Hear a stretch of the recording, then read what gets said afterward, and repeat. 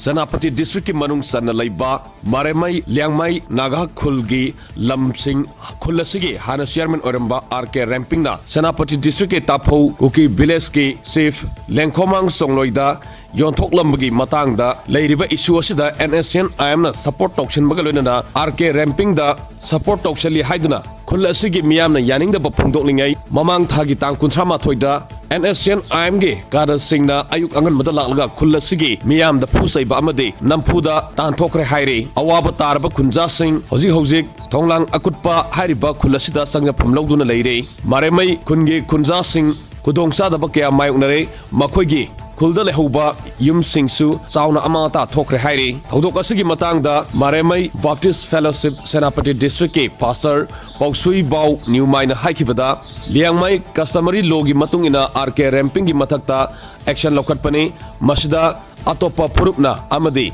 NSN IM na yesin bam thokte adumainamak NSN IM na ngammi haibigi matagum khunja singda otpa naiba amadi khulдagi nampuda tanthokpa haibasi yamna phajadaba thawngni yanadaba kaya leirabasu wari sanarga chalabasu khulasi thadokuna chatpa yai adumainamak phuba saiba tawduna nampuda khulasidagi tanthokpa haibasi pende marilenaba authority na economic sangbi haina fongdorokli I have Posibon Newmai from Marenmai village Music Marenmai Baptist Fellowship ki pastor wena lay ekoi sida leiriba mayam se ekoi Marenmai ki khunja singni date 31st March da Maram Thanga region na NSN IM moina laaga ekoi khundagi ekoi bu 4:30 AM ayung ganta da ekoi yum na laaga thong Sugaya ga koi butan thok pire fusu bire sa singmu tandugum na koi butan bire nongmai ka baga koi loina ma bu khund leiganu haina koi bu loina ma butan thok pire aduna adudagi koi chen thokle haira kaujik thonglang akutpa da relief hoina khunda koi lakuna leire kunja singna su sida leiri ba kunja singna su koi bu jan welcome to bire koi sida ajik relief hoina koi lei koi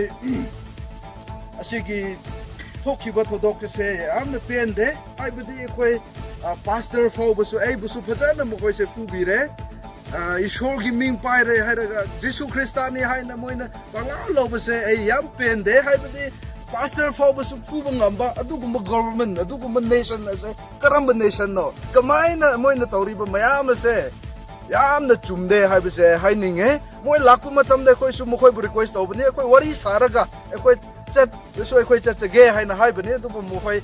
ya bide ta bide adum lakpu de ge adum koi bu fuba haubane aduna asigi todok se yamna pende asigi concerned authority ne su action lobby na bagi damak ai hak pastor